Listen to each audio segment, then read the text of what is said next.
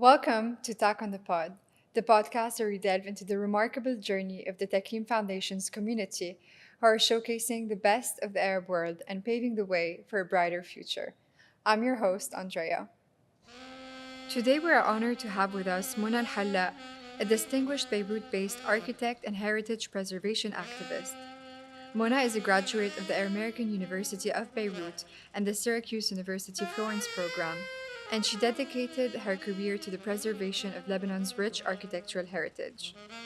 Mona has successfully coordinated several urban interventions, addressing social and environmental issues, activating public spaces, and engaging the community in reclaiming their neighborhoods.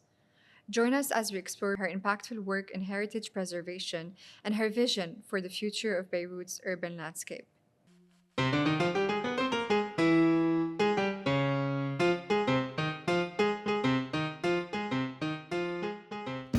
Mona, welcome to Talk on the Pod.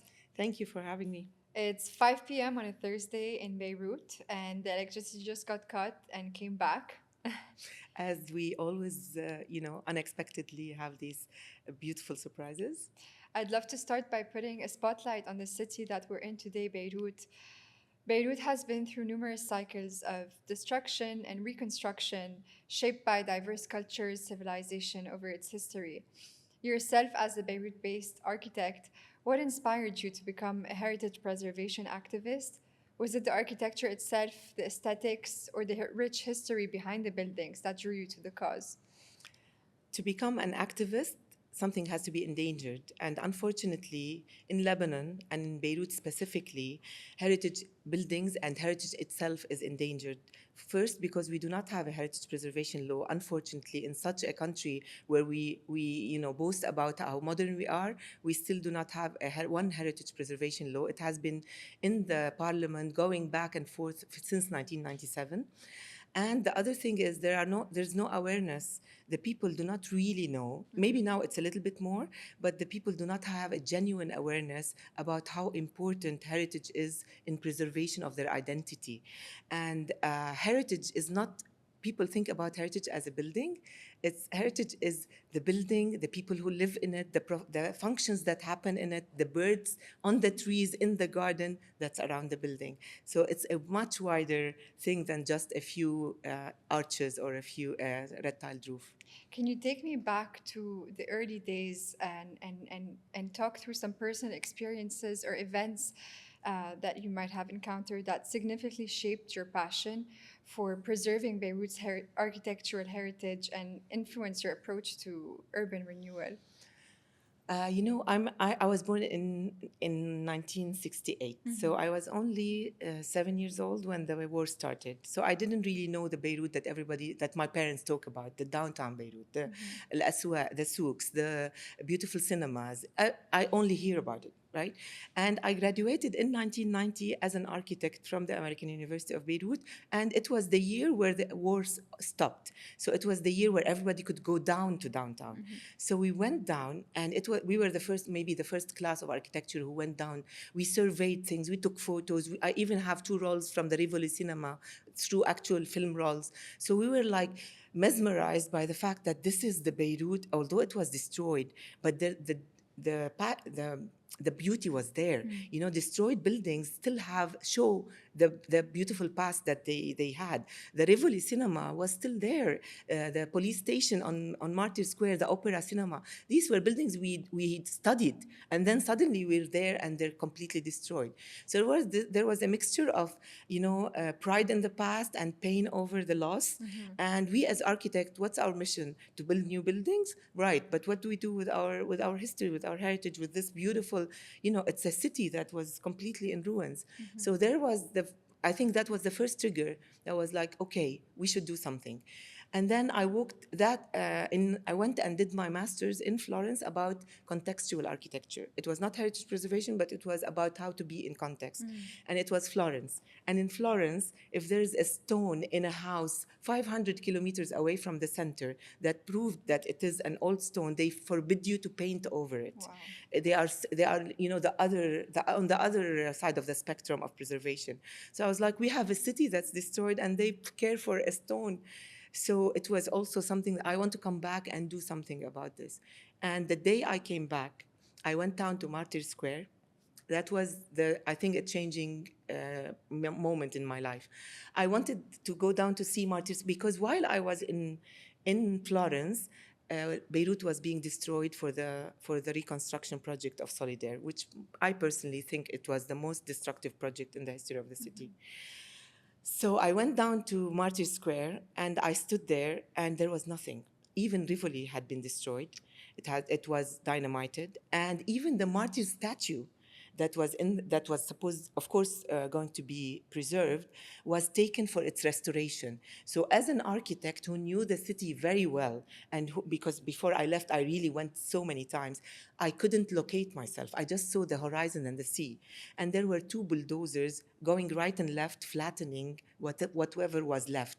I was so enraged, and so I was in tears, and I went and stopped the bulldozer and asked him, "What are you doing? There's nothing left." He said, "What do you mean? We have to flatten this place because Fayrouz is singing in 2 3 days." It was the concert that Fayrouz gave in downtown Beirut. That day, I turned around and walked up the Green Line. The Green Line is the dividing line between East Beirut and West Beirut, and it was called the Green Line because the trees grew in the center of the street for 15 years of no man's land. I walked and I was looking at the buildings that still had all the refugees and all the destruction and the blackness, and and the war was still there. You can smell it, even though it was 1994. Until I reached the intersection, that is the Sodico intersection, and there I fell in love with the Sodico, with the Barakat building. I looked at it; it was destroyed, not one single square centimeter without a bullet, but it had all the beauty in the world, with its yellow stone, the sun shining, and the I remember that the sky was so blue, you could see it through the building. And that day, I fell in love with that building, and I spent 23 years fighting for it.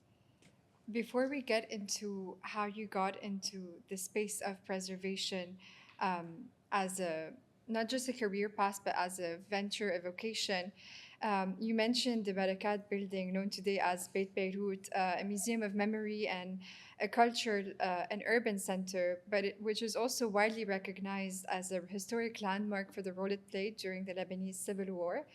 Can you share a bit more about the history behind Beit Beirut and maybe walk us through the preservation campaign that was undergone and the significance of this project for Beirut? Uh, as I told you, the Barakat building is on the Green Line, and it is on the intersection right in the middle between the National Museum and Martyr Square, both of which were significant during the war. So it was not only damaged by the war, it was used by the war. So it was a stage for all the militias who were protecting one part of the city against the other. You can still see in it the constructions, they do their own architecture because they fortify the place where they're going to stay for long time.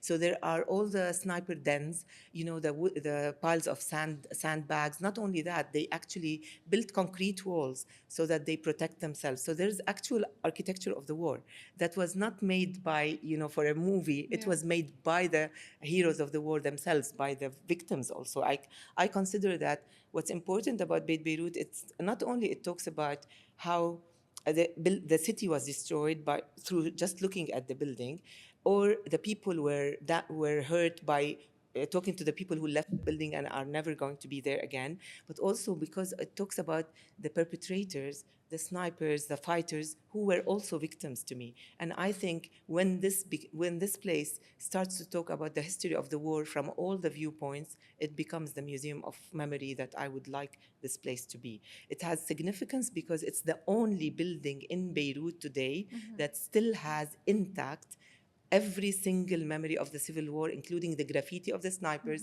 the graffiti of the victims, and the actual construction. And it carries all those years that have really shaped the reality of what Beirut is today. You mentioned, that this awakening and discovery of all this heritage in Beirut inspired you to venture for the past 23 years. And you founded your architectural design studio early 2000s. Can you tell us a bit more about some of the notable projects that you've undergone and then the impact that they have had on the community? Most of my projects are residential buildings in Beirut. I would say I have the handicap of not being able to do big projects and of wanting to do the project from A to Z myself. I don't delegate. So I never had employees in the office. I am the office, I am the architect, I am the draftswoman, I am the supervision on site. I even plant my gardenia on the balcony of the apartments before I leave. So I consider my projects like my babies, and it's a bit hindering because I will never be a big architect with hundreds of projects. But that's me, and I'm very satisfied. I have many beautiful residential buildings in Beirut, the Jabado building, the Ras Beirut, many. But also I restored a beautiful house in Baalbek. Oh, That wow. was really a 300-year-old house, and I'm very happy with it. And that also brought me closer to the material. Yeah. When you touch the old stone and you touch the old, when you do plaster for preservation, you use not normal plaster. You put plant samples in it. So for me, working in a and respecting the surrounding. I only did modern buildings, but they are modern and toned down. So I use yellow stone to fit within the furnace stone that Yeah. Beirut uses. I try to be as contextual as possible. And you mentioned being inspired by the way they did it in Florence. I'm wondering what traditions or techniques carried through that experience being in Lebanon and going through those restoration projects, specifically the challenges maybe that you have may have faced in the field of heritage preservation, seeing that there's a lot of diversity in architecture and maybe a lot of materials may not be available today, and also the challenges of convincing people of why this should be preserved and I taken think care of. I think that's the actual challenge is convincing people that something should be preserved. Yeah. Be it an old triple arch building that doesn't have much decoration because everybody looks like the Surso Palace. They want something like that to be convinced that it must be preserved. But Extravagant. a simple house that was built in the early 1900s, or a simple building that was built in the early 1960s, that is a modern building, is modern heritage. And we face a lot of trouble just telling people that modern heritage is also important, because in 100 years this will be heritage. Yeah. Modern heritage, because we are in Beirut. Contemporary architecture now is good, but the architecture of the 60s and 70s was actually avant-garde. We had architects building buildings that Europe was building at the same time. So for example, the Carlton Hotel was destroyed, and now there's a bunch of buildings that are nondescript. Nobody knows what sort of buildings they are. They are high, 23 floors high, but nothing to write home about. The Carlton Hotel was a building by Carl Shire, so it was something that's in books of modern architecture. The same is for many other buildings that we lost just because people do not appreciate heritage. Heritage is not triple arches; it's everything that carries identity. What would you say are some qualities very specific to Lebanon and Beirut in architecture, in those avant garde ideas that developed this identity of our city today, which is a lot of mixes of highs and lows and arches and colors and windows? The thing about Beirut is Yeah. that it has all the significant periods of architecture. It still has Ottoman architecture. Yeah. I would also cite, for example, one example of one of the oldest Ottoman buildings is the Sarai. But the Sarai was restored in a horrible way. It's now destroyed completely. It doesn't have a character at all. Wow. One floor was added. They added triple arches to an Ottoman Sarai. Yani, sometimes you can cry if you are a real good architect. You cry when you see these things because this is lost forever. Imagine an Ottoman building that was restored because of an architect who doesn't know what he's doing. He just added triple arches because he thinks that's architecture, that's heritage. This is exactly the opposite. It became a nothing, right? We have the early architecture, which are the red tiled roofs with the triple arches, which you see ranging from normal houses to palaces. Yeah. You have the mandate building, the French mandate buildings, because in the French mandate, every building should not exceed 21 meters. So you see streets like Maurice Barres Street, like Mayzied Street, like Abdul Wahab Al Inglisi. You see that all the buildings have the same height because it's a period, and sometimes they are called the yellow buildings because mostly they had a yellow tone to them. And then there's the early modern 60s, 50s, 60s, and 70s. And then there's the war and the destruction of all of this. Which also carries through in terms of the identity. We have a lot of buildings that really represents the significance of the war. I drive through Beirut and I start to see the facade and the blend between destroyed and renewed.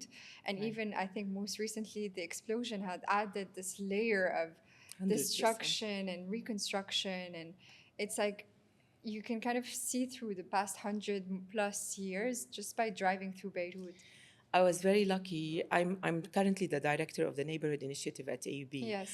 And when the explosion happened, usually we deal with things to try to connect the university to Ras Beirut as a part of the city. But when the explosion happened, we felt all the need to do something. So even if Mar Mikhail was far for us, but we felt we would like to contribute to the reconstruction. So we were lucky to have one project that is a building called the Ghulam Building, right? The first building on Armenia Street, and it was completely destroyed by the explosion.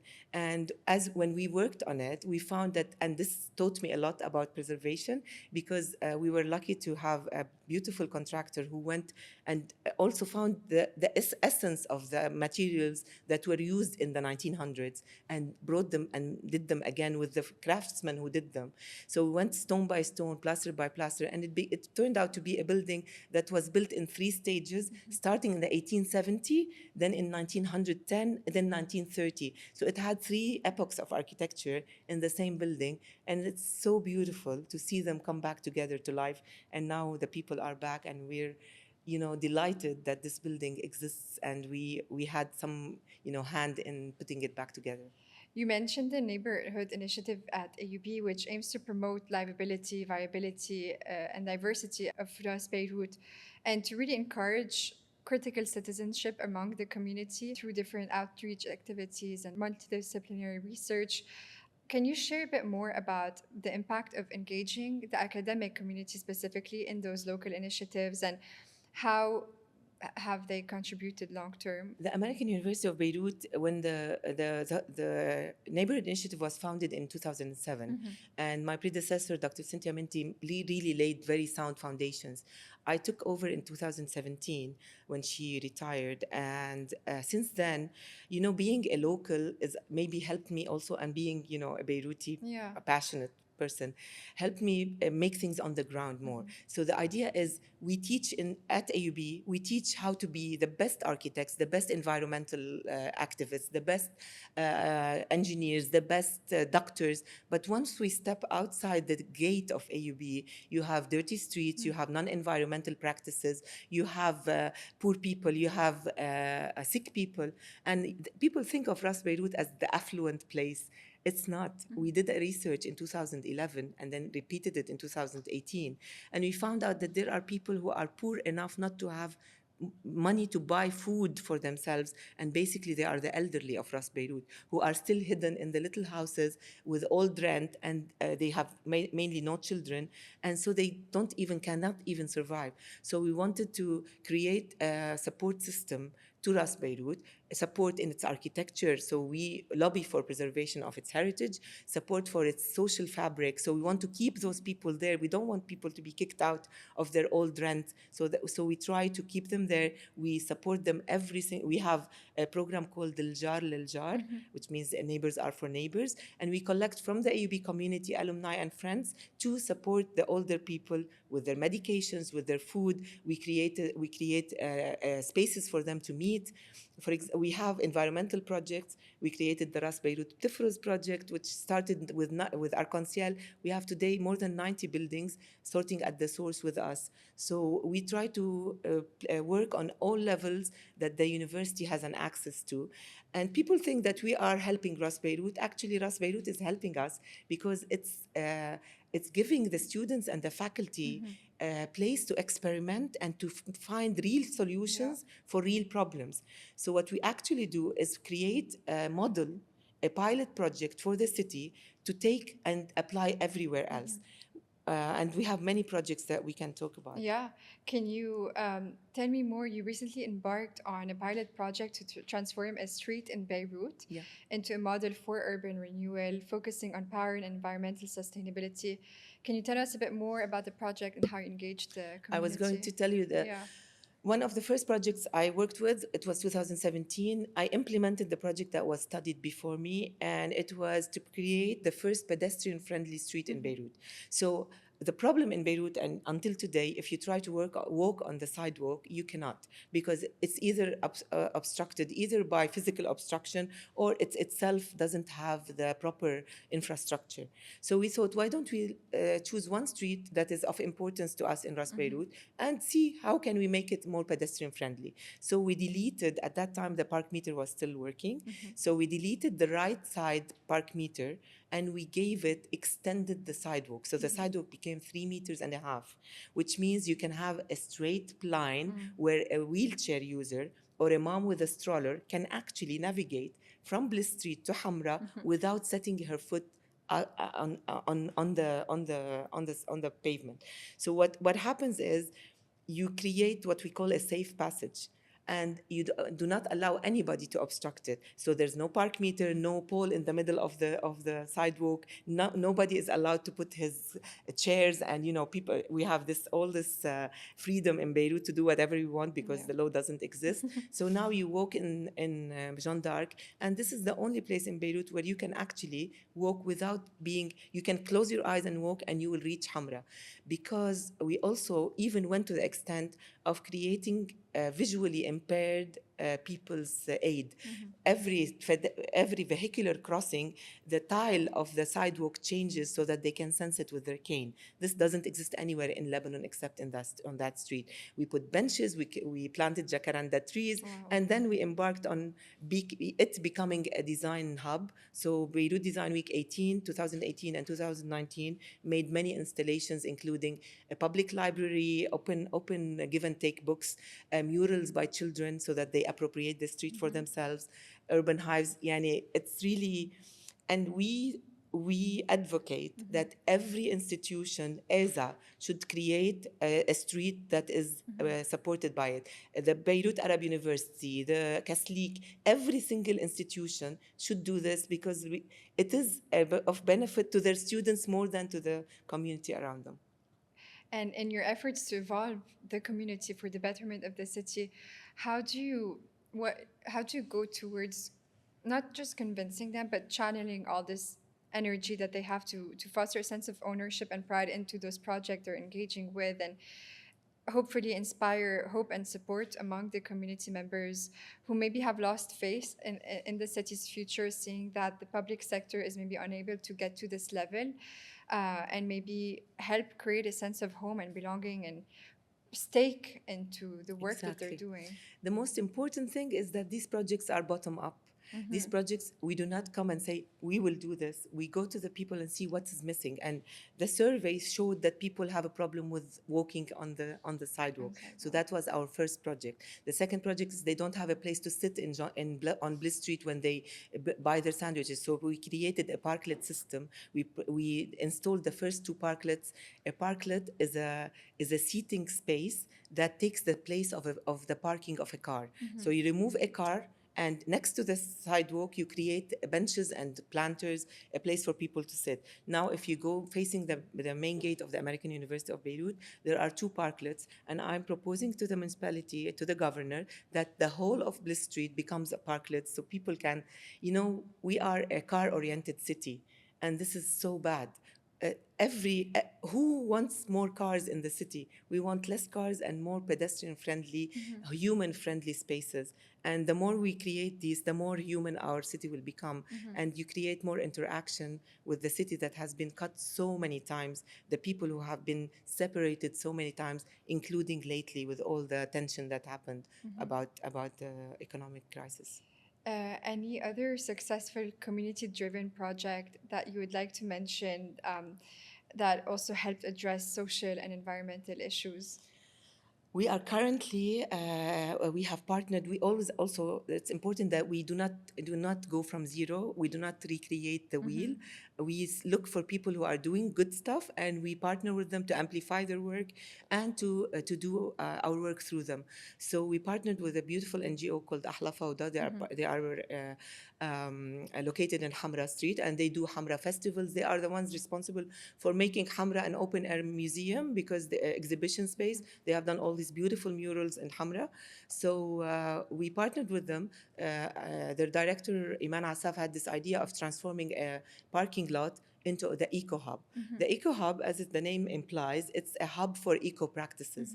So there's a place where you can come and leave your recyclables, but for your recyclables, you take a voucher, or you can actually directly go to what she calls the eco dikkane, Okay. where you can go in and actually get your canned food or non-perishables, or go to another place, dikkane, which has donations of clothes. And the motto is, if you cannot wear it or make your child wear it, you don't put it. So it's clothes in excellent shape, and people just leave the recyclables and get immediately rewarded. And then our partnership was based on creating an eco play space, which is the first eco playground in Beirut, Oh, wow. in Lebanon actually. And it's a playground that was made without buying anything. It was designed by Catalytic Action, also a charity based in London that we work with, a Lebanese designer.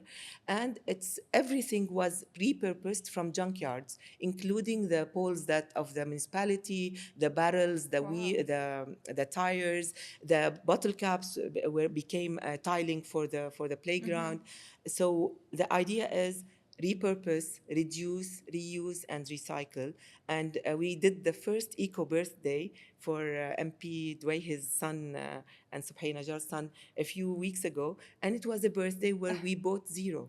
We bought zero. We only made people. We had a seamstress that repurposed the fabrics, old fabrics from Warde, to become the tablecloths, to become the decoration. Even we did the pencil cases for the cadeau de retour, for the gifts. So everything was repurposed. They actually ate and drank with my son's plates and cutlery, and played with his puppets because he's now 14 years old. So we said, Everything okay, was let's repurposed. repurpose.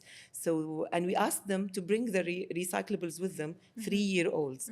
Everybody came with a bag, dragging a bag bigger than him, full of plastic bottles. And on site, they actually separated the cap from the bottle and separated them into, and they learned that this is a type of plastic and this is another type of plastic.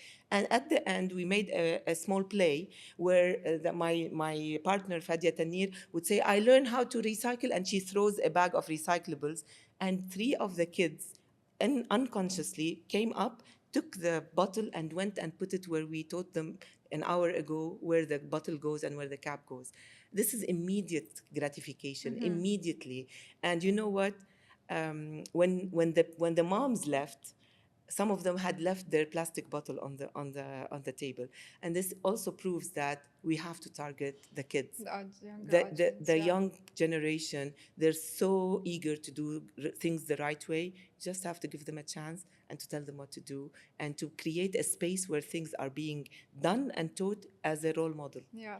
What is your hope for those pilot projects that you're undertaking, from the Eco Hub to the model of a street sidewalk? Exactly, to be a pilot project, to be taken by the municipality everywhere. Yeah. You know, it's simpler than it sounds, because every university has.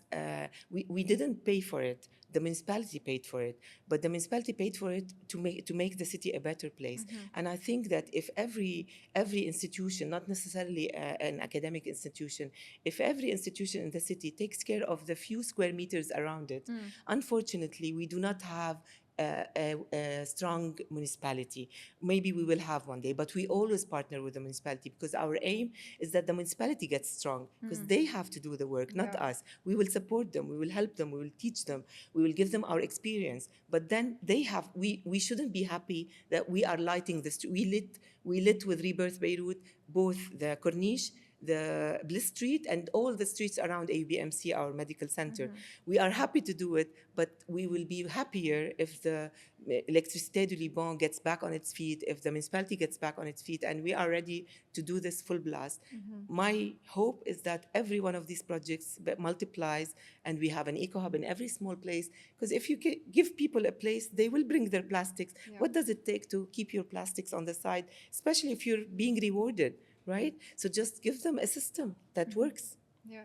And it's inspiring because it goes to show that if you can take care of your surroundings and it multiplies at the end, it will just be an image of the people. And if everyone had a stake, took care of their country, same way as they took care of their home. Exactly. The Collectively. idea is your home extends Yeah. beyond your doorstep. Your home extends to your entrance lobby, to your street, and to your city. Yeah. And once you belong, once a friend told me a very painful sentence a long time ago, 30 years ago maybe, and he left. He immigrated, and he told me. I told him, "Why did you immigrate? Why did you take the decision to leave?" And he was quite a passionate person about his. He's not from Beirut. He told me because Lebanon is not a country; it's a country club. And I thought, I laughed, and then I thought about it.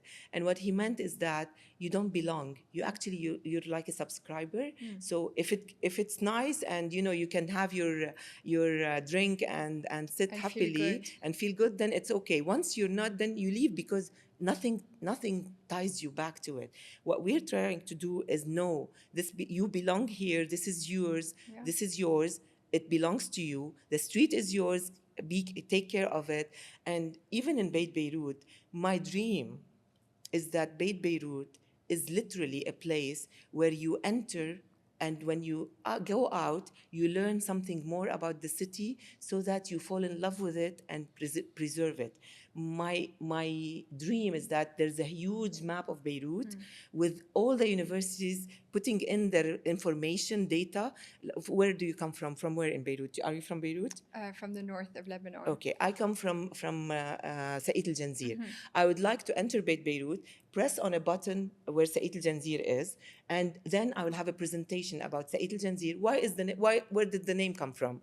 What is the history of Sa'id al Janzir? Who lives in Sa'id al Janzir? What are the trees that are special in Sa'id al Janzir? What are the shops that are special? Who are the famous people who were born in Sa'id al Janzir? If you go now, what can be done better?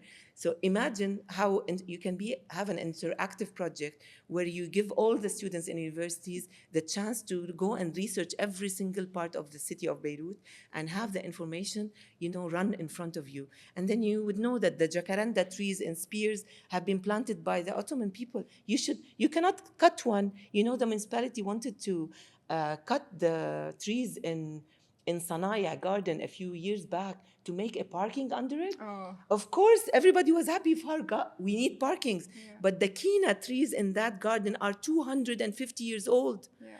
Nothing can give back these trees to the city. So no parking, nothing is more important than one leaf of kina tree in that place. But people don't know. When they know, I don't know. Awareness. I have a hope that Yeah. if they know, they would care. Yeah, that awareness plays a big part into it because immediately by knowing you have a stake and a responsibility because And you're the aware. responsibility. Yeah. And like you mentioned with the Neighbourhood Initiative at AUB, training them to be critical citizens and really have a stake in their surroundings and using it as a canvas for Exactly. betterment. Because if it's not them, then who is it going to be? I always think of our students who did projects with us.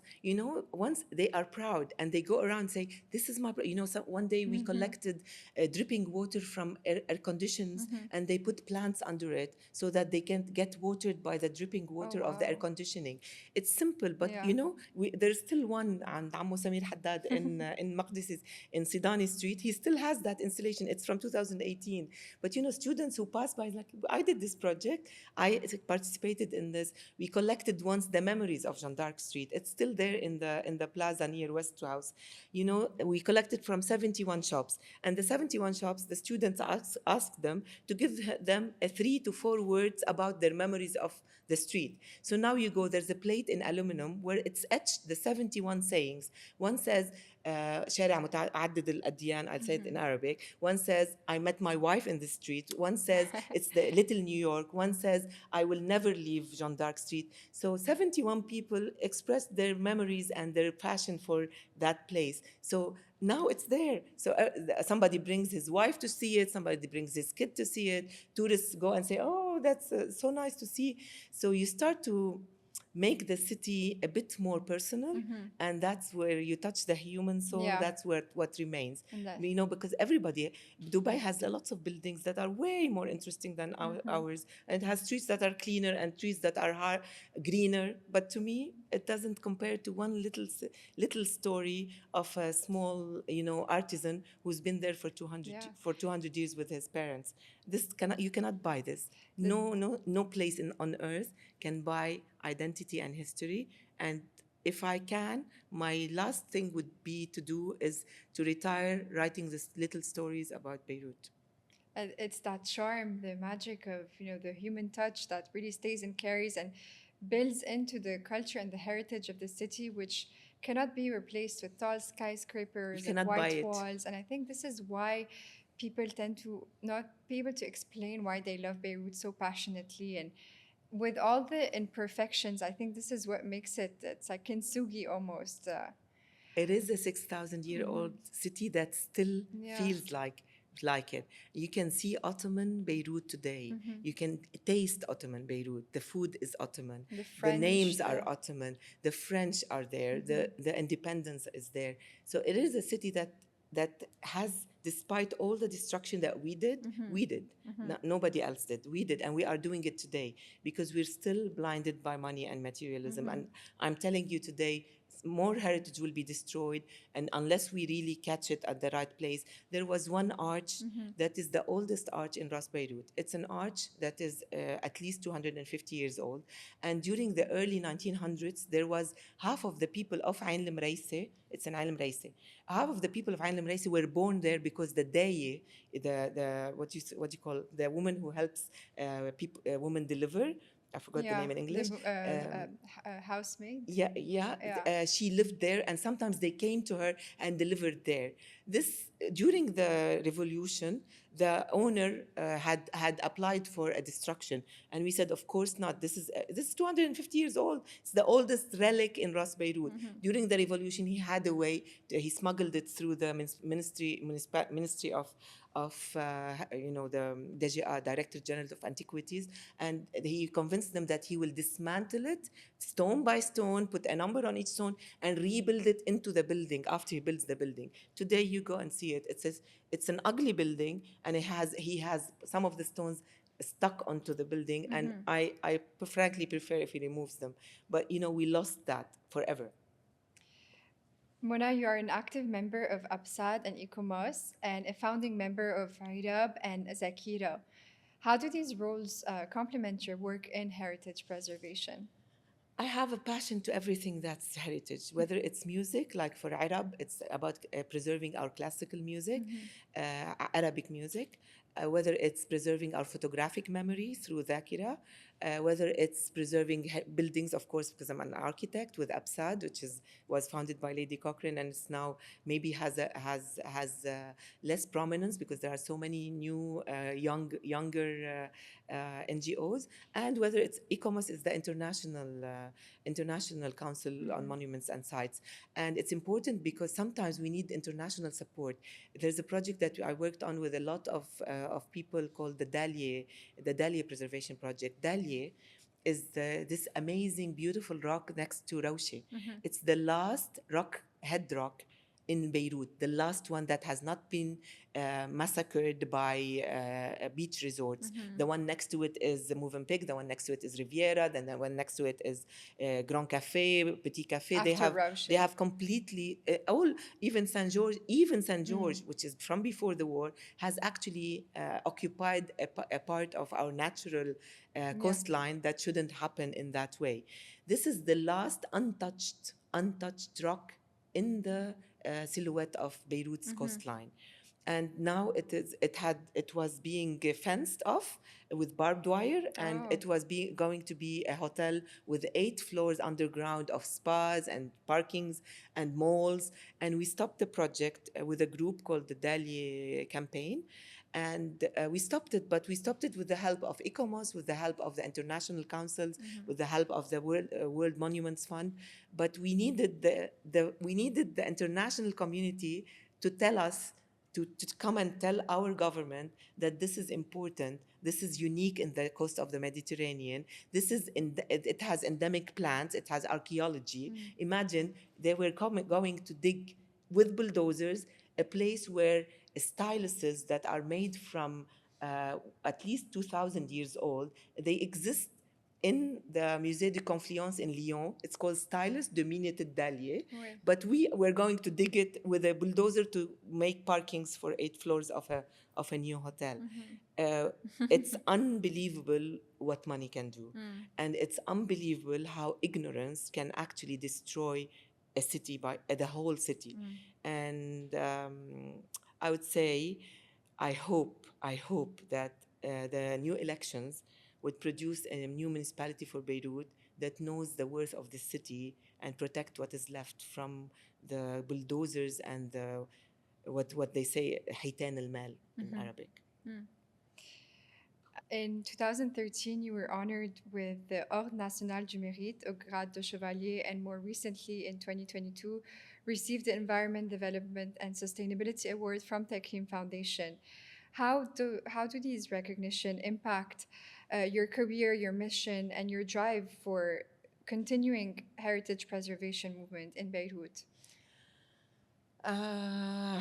It's always, when I received the Ordre National du Mérite, I was a bit sad because I preserved the heritage, the Barakat Building, but I wasn't recognized by the municipality itself Of or by Beirut, the government itself.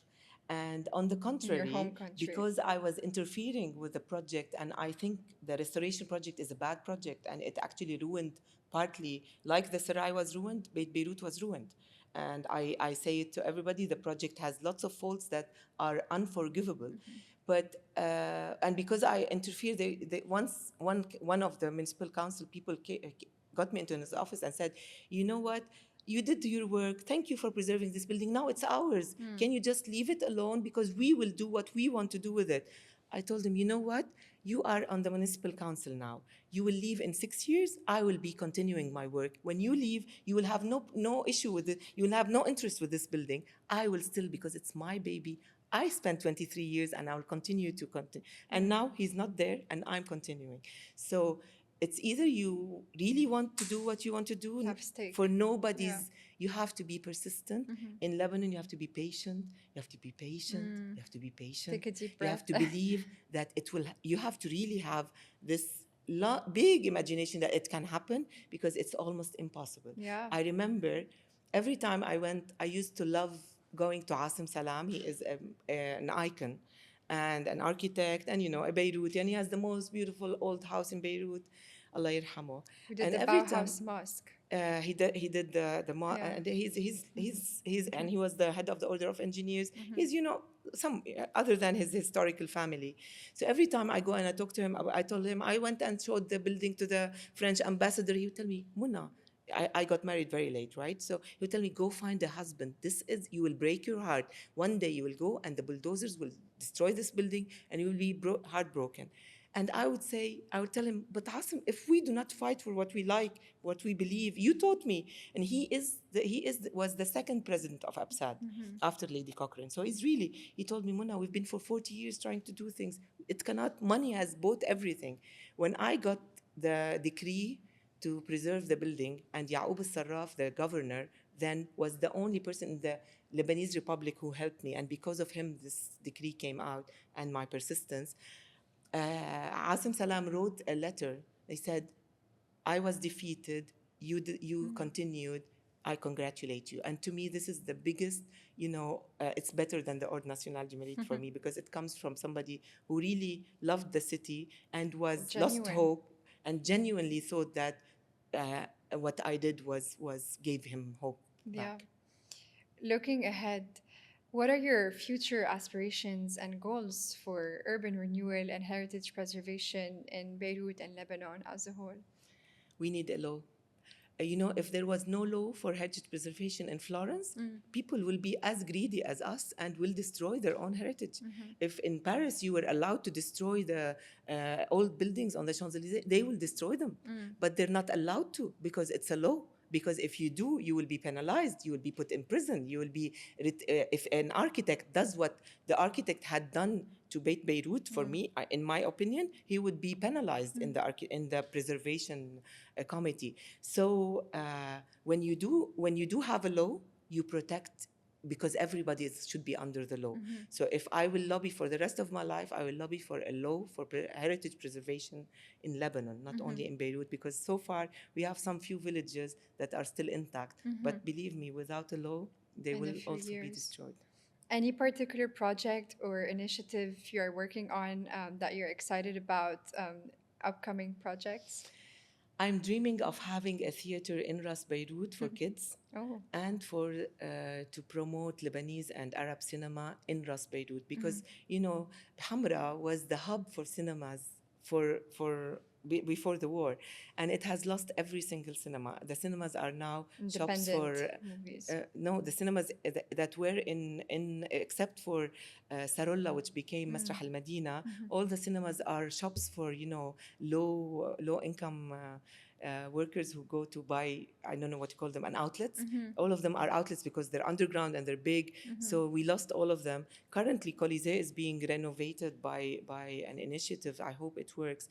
But I hope I will be able to take one of the small theaters and initiate with existing Nadi لكل الناس who works on cinema, with people who do theater for kids, Dar Umbuz, Fadia Tanir, a beautiful project to bring what Ras Beirut has lost, because even if it has lost it, you can still feel it.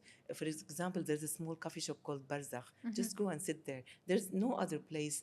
When you look at Hamra, with all the changes that happened, it's still Hamra, and it's still, but it needs work. Yeah. I cannot say that it's still the same, but I think we can bring it back. If I can do that, it will be a dream come true. That would be lovely. What advice would you give to the younger generation to support or even get involved in efforts to preserve Beirut's architectures and cultural heritage, and learn to understand it, learn to see through the imperfections, learn to appreciate it a bit more? I think knowledge is key. So they should read about their heritage, read the books that are written about architecture in Beirut and Lebanon. Understand why is this called like this? Why is this, there is a red roof? Why there are triple arches? Why is this building yellow? Why is this street called, yani, I think if you research, now it's so easy to research. You have so many search engines. Just research when you have a free time. Okay, listen to music, play some games, but also give once a month, half an hour to your city and ask a question. And I'm ready to answer if they don't find an answer, because I think just knowledge will make this happen. Will make preservation more close to people's hearts. And I can see in the young generation lots of hope. I must say, if they keep them here. Absolutely. Mona, I would love to end with the rapid fire rounds of questions. You can answer with a word or a sentence. I'd love to start with maybe a book or a documentary that you would recommend on um, either heritage preservation or maybe even the history of Beirut's architectural landmarks that everyone should read or watch. For Beirut, I would say architecture in Lebanon or L'Habitation au Liban, which are the only two books, and Beirut Between Heritage and Modernity by Robert Saliba. It tells you about the history of the buildings between 1920 and 1940 in Beirut, Okay. and it's really amazing because it shows you why these buildings are interesting. But about heritage, I would say there's a film by Pasolini. It's the Walls of Sana'a. And I think when you see that, you see how important heritage is in the history of the world. And Sana'a is one of those, amazing places where buildings were made 7 floors high from little bricks. So it's a feat in architecture. We should be proud Yeah. of our Arab and our Lebanese heritage. What's your favorite architectural or historical landmark in Beirut today and why? Besides the Beit Besides Beit Beirut. Beirut, I would say the egg because it's the only surviving remnants of what downtown was like that has not been polished. And despite the huge effort that was put to restore buildings in downtown and give them a life, that life was taken from them. And the egg a beautiful thing is that it was appropriated during the revolution. The young people went Yeah. into it, so it has another life. And I think that egg should never be touched. If you could restore any building in the world or even in Beirut, which one would it be? I would say I dream about going back to Aleppo Okay. and see there's a hammam called the Yalbugha Hammam, where I had a hammam, Wow. and I think it did not survive, or the Baron Hotel or anything in Halab, because Aleppo was the most intact Islamic city in the world, and today we don't know anything about what happened to it. I would love to restore something in Aleppo. If you could change one thing about urban planning in Beirut, what would it be? Have an urban planning law, urban preservation, heritage preservation law. And lastly, what is the most rewarding part of your job? Or I wouldn't say job, I would say the life that you lead, and what keeps you motivated, passionate, and hopeful about your work? When I see, I took thousands of people to the Beit Beirut, to the Barakat Building. When I was campaigning, it took from 1994, I set foot in the building. 1997, they started destroying it. It took until 2008 to Whoa. actually appropriate the building. So throughout those years, I had a small banner on internet saying, if you would like to visit the building, meet me at the corner on Sunday. So I would go sometimes with two people. I find two people, sometimes 30, and I take them. The look in their eyes when they leave, when I take students, when I take foreigners, when I take tourists, the look in their eyes when they leave, and the sentences they say at the end, that how this particular building changed the way they look at life. Not because it's a heritage building, not because it's a war building, because it has all these stories because I find out stories about who lived in it and I tell them. And I think that every building in Beirut has the potential to be a Beit Beirut, but this one is there and we need to use it. And every time I hear how this building affected people, I feel so gratified that I had a say in keeping it alive. Thank you, Mona, so much for being with us today and for this very inspiring and touching conversation. Thank you very much, Andrea. It was a pleasure. Thank you. Thank you, Takrim.